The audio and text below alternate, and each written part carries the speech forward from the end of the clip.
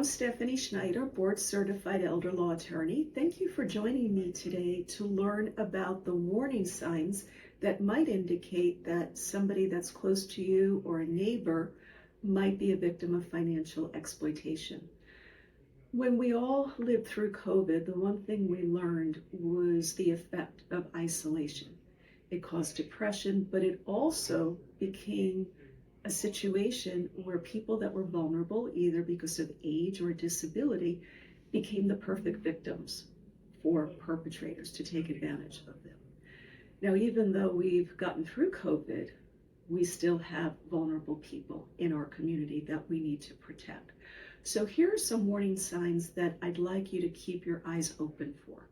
The first warning sign is when somebody is living at home alone. Perhaps they just came home from a hospital stay or in rehab, and there is a home health agency providing a home health aid.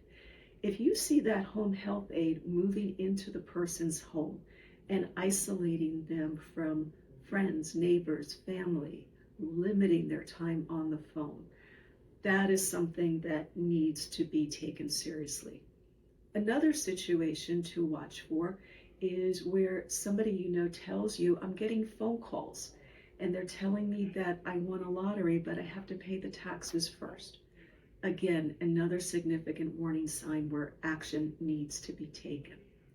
So what are the steps that need to be taken? Well, first and foremost, we want to make sure that the person's physical safety is secured.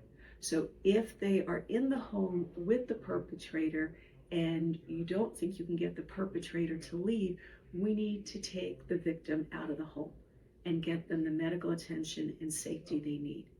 Next, my suggestion is call the Florida Abuse Hotline. That phone number is 1-800-799-7233.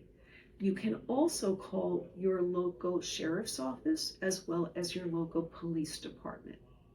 Now, after taking those steps, we need to secure the home and the assets.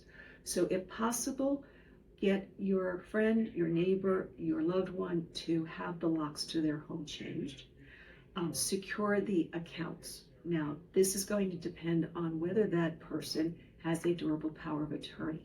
If they don't, then you're going to want to consult with an experienced guardianship or elder law attorney to file for an emergency temporary guardianship. That will stop the exploitation and protect your loved one. It may also be necessary for the attorney to get what is called an injunction. And this can be done very quickly on an emergency basis, again, to protect any assets that have already been taken, such as a home, and prevent that home from being sold. I hope that you have found these tips helpful.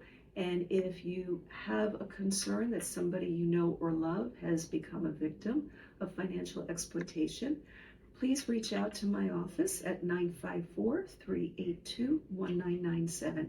Thank you for joining me.